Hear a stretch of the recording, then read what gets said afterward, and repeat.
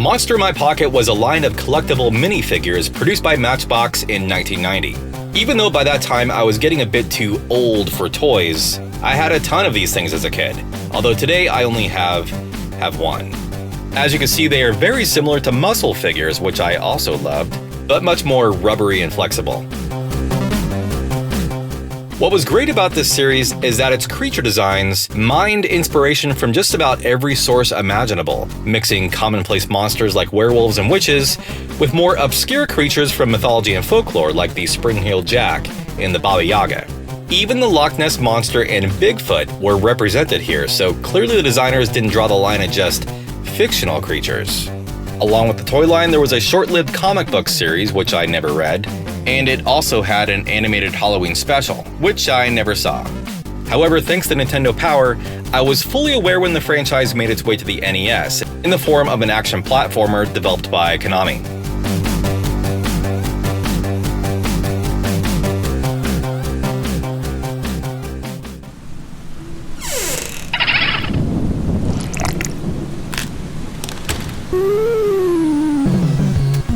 Not having read the comics or watched the cartoon, I can neither confirm nor deny whether the game's story follows any kind of established lore.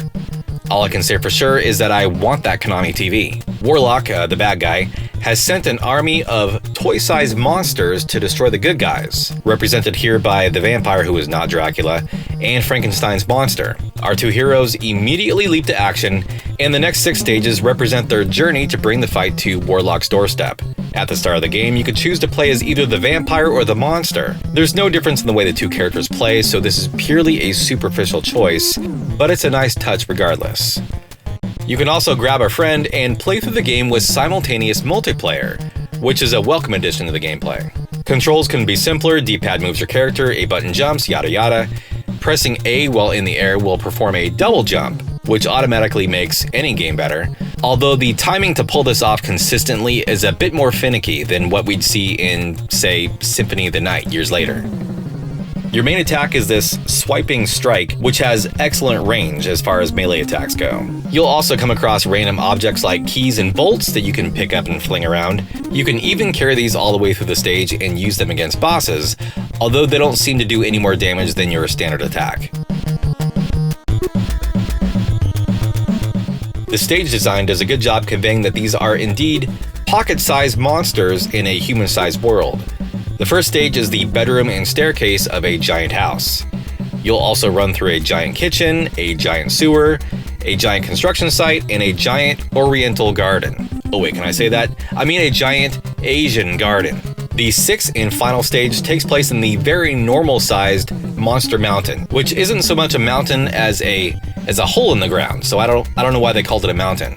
Along the way, you'll have to fight through hordes of Warlock's monster minions, many of which are modeled after their real-life toy counterparts, although some creative liberties have been taken. The main enemies you face in Monster Mountain are Godzilla and King Ghidorah. Sure, the manual calls them Tyrannosaurus Rex and Great Beasts, but come on, who do they think they're fooling?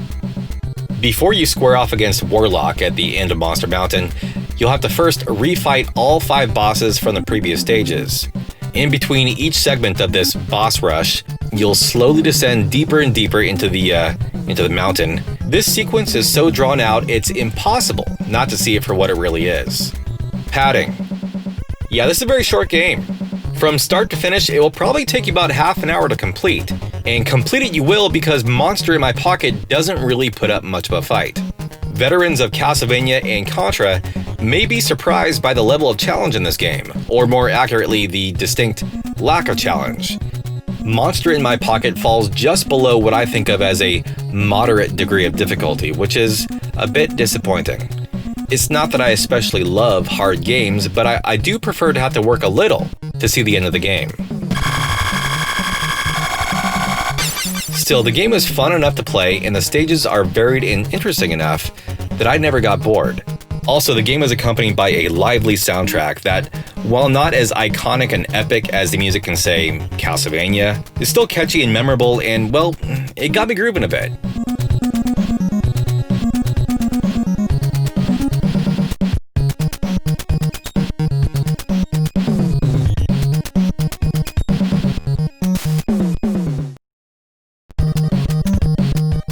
Konami was a top-tier developer for the NES and were responsible for many of the very best games on the console. But even slight missteps like Adventures of Bayou Billy, Castlevania 2, the original Ninja Turtles game, and maybe even Metal Gear, I don't know, paint the picture of a highly skilled developer who was not content with predictable paint-by-numbers games, nor were they afraid to take risks. You may hate some of these games, but it would be silly to deny that, for better or worse, Konami's games were often on a different level entirely than many of the other titles that were just shoveled into the NES library, even when they stumbled a bit in their execution. By comparison, Monster in My Pocket is one of the most unremarkable games that Konami made for the system, and in fact feels like a game that they just banged out for the paycheck.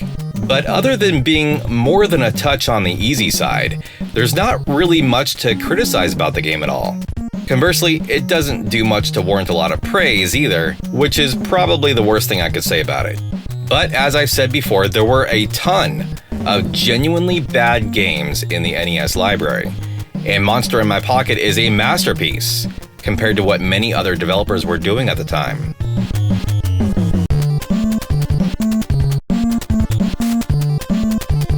Monster in My Pocket feels a bit pedestrian only within the context of being a Konami game. It doesn't compare favorably to upper echelon titles like Castlevania 3, Contra, or Life Force. It doesn't have the scope of Castlevania 2 or the diversity of Bayou Billy, but it's as short and sweet as a handful of Halloween candy.